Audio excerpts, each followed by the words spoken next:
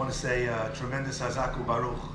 As we say, Potchim b'chvod achsanya, which means you always open by thanking and showing appreciation to the host. And you know, when you have an event like this in your house, it's like a swarm, an army comes in, they take over your house, your backyard, your front yard, everything swarms, and you know, it's a beautiful thing when people like yourselves, Bobby and Anna, you open your home and your hearts to something as beautiful as Bonei Olam.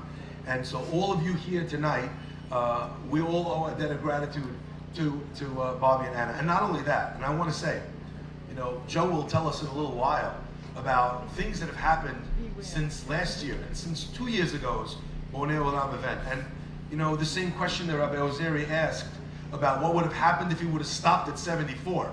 You know, I ask also what would have happened in a year's time from now when the babies will have been born from the money we raised tonight.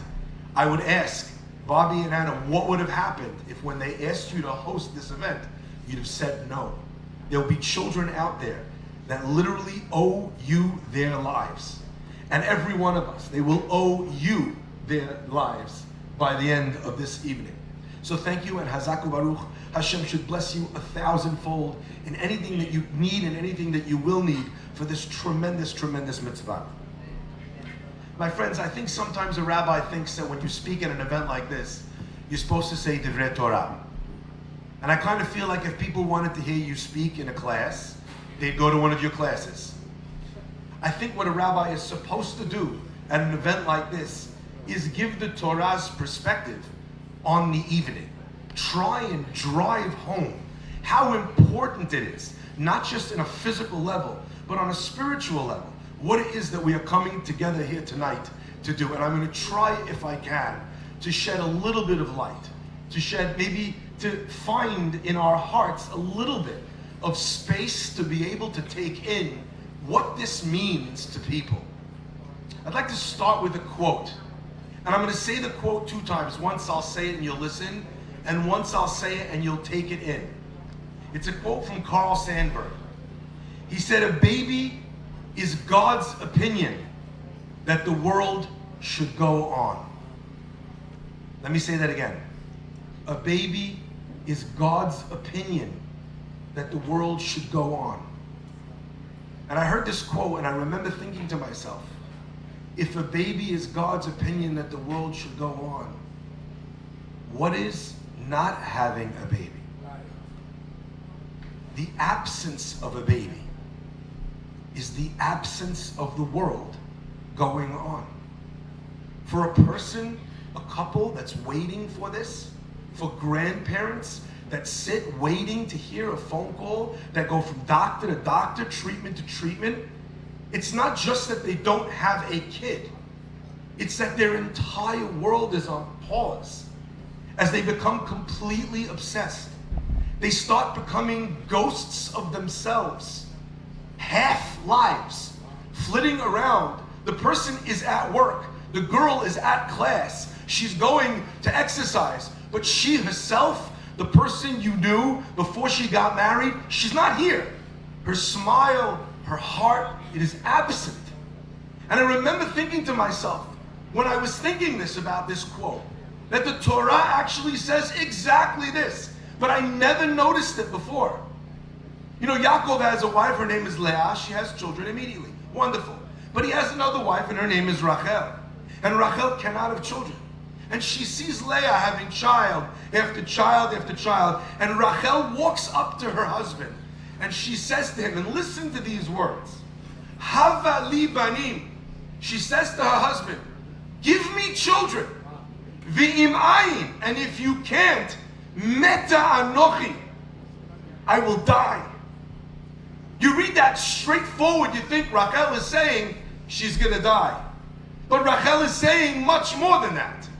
If I don't have it, I'm not going to die. I am dead. The Torah tells us, the Talmud says that someone who doesn't have children is compared to someone who's not alive. And you don't really get that if you don't experience this. But when someone tastes this experience, then they know deeply and truly what Rachel Imenu said. And I must share with you something that I've never shared this before. I never understood what Rachel Imenu was saying. Never in my life. Give me children, and if not, I'm dead. You have a husband, you have a family. Focus on the good. Be optimistic. Be positive. You know, the things that people will tell somebody like that. Empty words, empty platitudes to someone who can't breathe.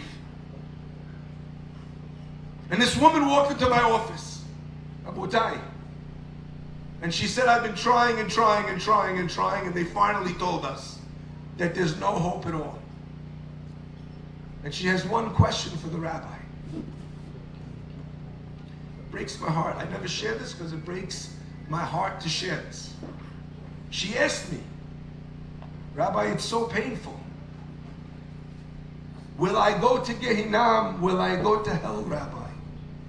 If I take my own life, I can't stand it anymore. Will I be punished if I end my own life? Hava li banim, v'im ayin meta anochi.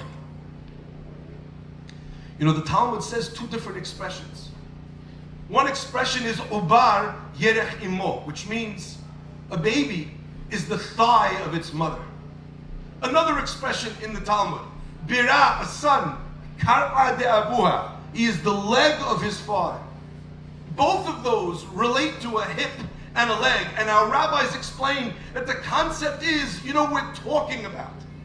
A child is God's opinion that the world should go on. Children are our future. Everything we do, everything we build towards, it's what we live for. What does someone who's waiting for that, what do they live for? I must tell you, my friends, when you help someone have a child, you're not only saving one life, you might just be saving three. The baby, the mother, and the father, because v'im ayin meta anochi. Nielsen was a ratings company that was very important years ago because there was no other way to rate TV station success. And in Nielsen TV ratings, the way they would sell advertising space on their channels was rated specifically around how many people were watching the shows who were between the ages of 18 and 49. That was the key demographic. That was worth more than the total viewers. Number one, because 18 to 49s were most likely to buy things. But number two, because 18 to 49s were going to live a lot longer than 50s to 100s. Your investment was paying dividends. I'm looking around tonight and we have the most important demographic here. A demographic who understands, who is living in that time. You are the demographic that is having children. So you understand what it means. You understand the importance. It's only a few short times ago, a year, 2, 5, 10, when you remember what it felt like that first time when they put a baby in your arms.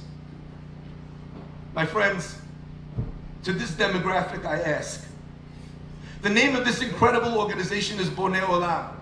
It builds literally worlds.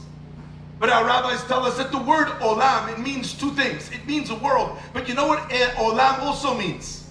Ne'elam. He'elem means something that is hidden, something that is a secret. You are not only building a world, you are building this secret, you are fixing a secret that people have. God is great. And Hashem always makes sure that the things that you need to have happen in exactly the right time. I was speaking at Bonei Olam. So yesterday I went out for dinner. And I met a friend. One of my oldest friends. One of my best friends. And he asked me, what are you doing tomorrow? I said, I'm going to speak at this event for Bonei Olam. And he says, oh my gosh, that's so amazing. And I said, why? And he told me when I first got married, nobody knows, but we had such trouble finding a way to be able to get pregnant. We didn't know where to start. We didn't know how to admit it. People don't realize that a lot of times there's a shame and an embarrassment. It shouldn't be, but people do suffer. And I ask you tonight, not only to help financially, but if you see someone that's struggling, to reach out to them and to let them know that Bonei Olam exists, to hold their hand, to bring them to the people. Sometimes it means giving them a phone number. Sometimes it means saying, I reached out to them already for you, and they're waiting for your phone call. Because sometimes it can be so difficult to ask for the help that we need. Is that not true? So my friends, my best friend, my oldest friend perhaps, not my oldest friend, but one of my best friends, he told me a secret that in 25 or 30 years I never knew. Is it the person sitting next to you right now? Is it your brother and sister? Is it your daughter or son? You might not know. But if you give to Bonei Olam, you will build that secret and you will build that world. My friends, I found out when I was 35 that I had gout. You know how I found that out?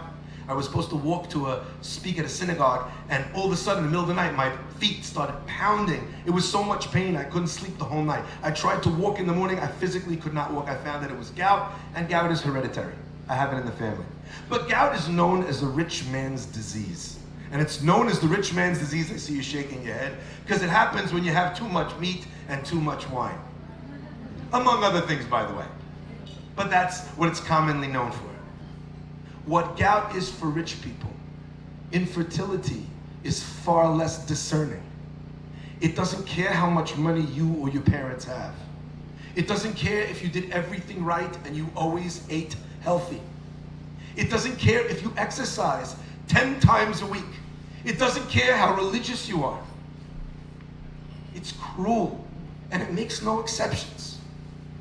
So if there's this disease striking seemingly randomly in the hearts of people all around us, and you knew you could do something to stop it, wouldn't you? Well, you can. You know, there are 3 types of people here tonight. And with this, I'll end. One type is the type who have experienced the suffering I'm talking about. And everything I'm saying is not a hadush. They know it. It's theirs. I'm describing their life story. Those people understand they should give generously to Bonei Olam. You know it. You have felt it. You'd give anything to spare someone else from what you went through. The second type of person is a person who has not experienced this event. They too should be giving money and support to Bonei Olam. Because if God blessed you and spared you from this, don't you owe for that?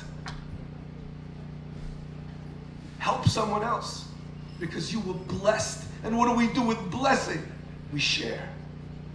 And the third group of people is not the people who have had it or the people who haven't had it.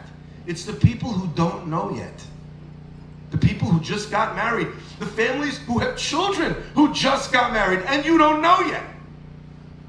My friends, those people also have to line up with their checkbooks ready to help Bonei Olam. Because if ever there was an insurance policy to ask Hashem that you be amongst the blessed, you be amongst the blessed, you be amongst those that has this easy path to something that we all so desperately want, is it not this? So I ask the 18 to 49-year-olds, give with your heart. But before Harry asks you for anything, can I ask everyone to do something tonight? And please forgive me. But I'm going to ask you to close your eyes for 10 seconds.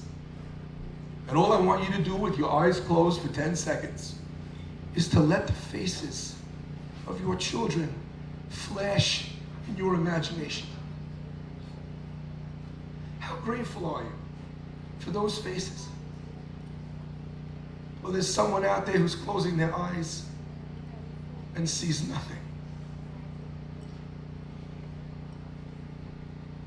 Would you not want to share the blessing that you have? Give and give with your hearts. Get your parents to give and give with their hearts. Enlist your grandparents to give and give with their hearts. Help the committee that is doing this in the Sephardic community. Get the word out. Volunteer. Come and be a support, an ally for someone that needs your support. And may Hashem bless each and every one of us to be blessed with this and every other blessing. Haktuva b'Torah hazeh.